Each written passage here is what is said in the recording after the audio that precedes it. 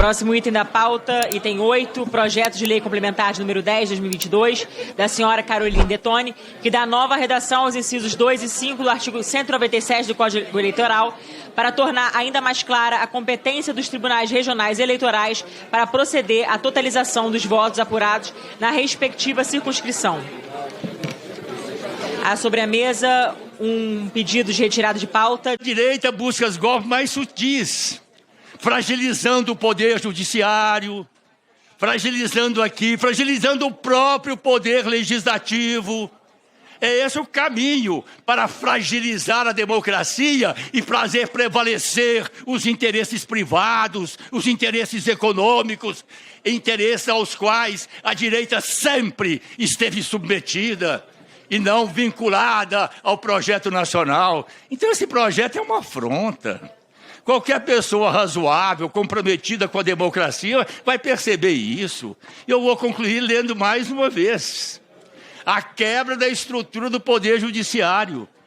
As competências dos tribunais regionais eleitorais, previstas neste artigo, são indelegáveis e insuscetíveis de avocação pelo Tribunal Superior Eleitoral.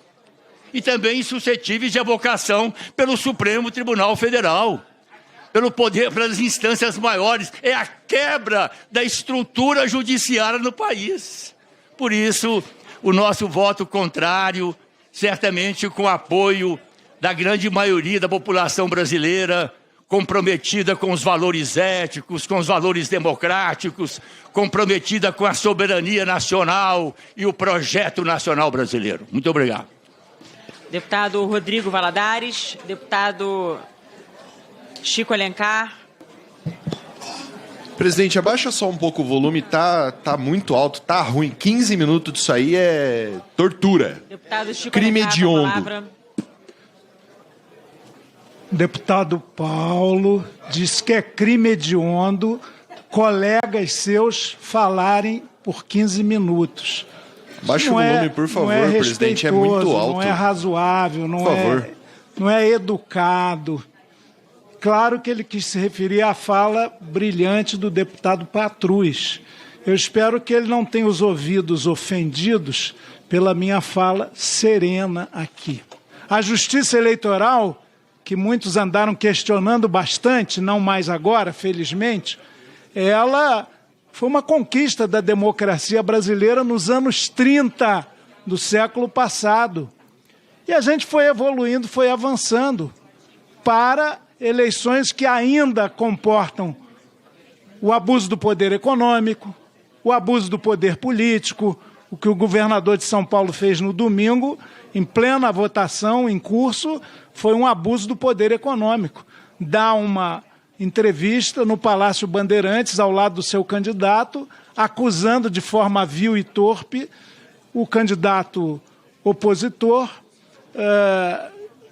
de ligação com crime organizado, sem apresentar qualquer prova. Isso a Justiça há de cuidar.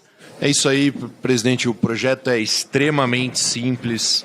Todos esses discursos de 15 minutos são só para ganhar tempo, que vai começar a ordem do dia. Então, assim, qualquer pessoa com 2 minutos consegue ler e entender. Vamos votar sim. Deputada Érica Cocai. Gente, acho que há uma tentativa, muitas vezes, de cessear a discussão. De tentar impedir ou desqualificar, o que fere inclusive o próprio regimento, porque tem que se tratar com urbanidade as pessoas que aqui estão e assegurar a função principal do parlamento, que é a discussão de ideias, para que a gente possa construir síntese. E as sínteses sempre são construídas quando se tem a liberdade do contraditório. E muitas vezes se tenta cessear e impedir que as pessoas possam expor o seu próprio raciocínio ou que possam contribuir a partir do seu ponto de vista com o processo de discussão desta casa. Então, portanto, é muito importante que nós possamos aqui estar analisando, de fato, qual é a intenção dessa proposição. Essa proposição não visa, de forma alguma, impedir as fragilidades ou os ataques de hackers no sistema. Aliás, contribui para as fragilidades, na medida em que você tenta descentralizar e impedir que se tenha uma instância de totalização, que essa instância de totalização, ela também é uma instância recursal. O que se busca aqui é retroceder ao que já houve.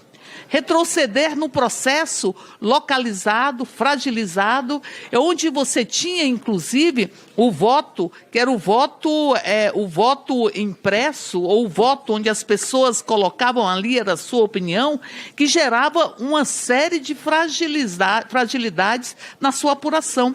O processo brasileiro, ele foi se consolidando para retratar a vontade do povo brasileiro.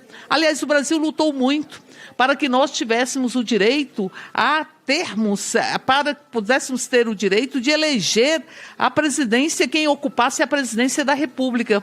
O Brasil vivenciou anos de ditadura, onde se foi impedido que o povo pudesse expressar quem ele achava que teria as melhores condições para dirigir o próprio país. Ou seja, ou para dirigir as instâncias de gestão.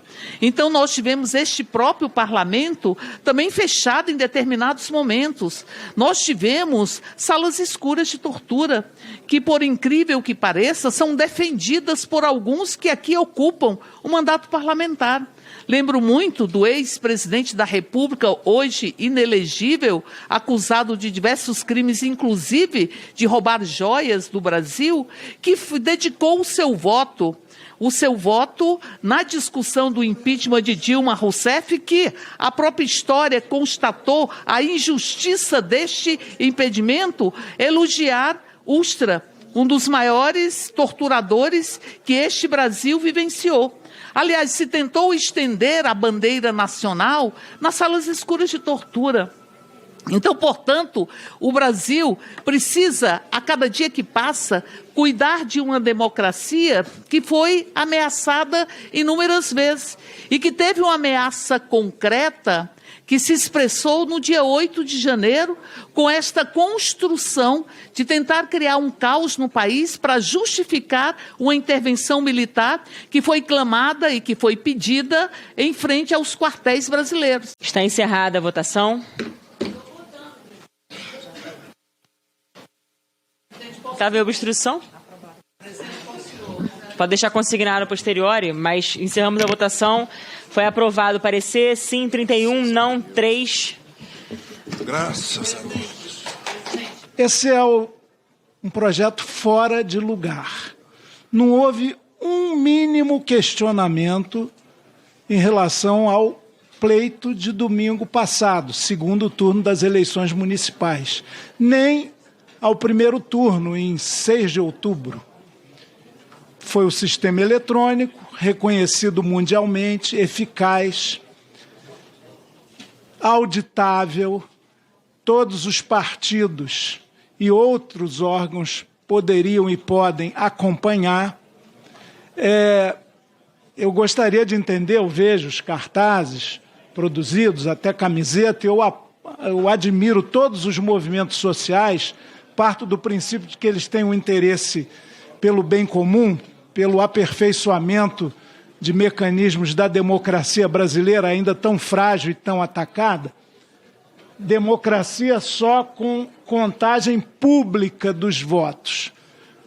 Eu queria entender melhor algum defensor do projeto, que é de dezembro de 2021, outro momento, outro contexto, explicasse o que é essa contagem pública. É o voto impresso?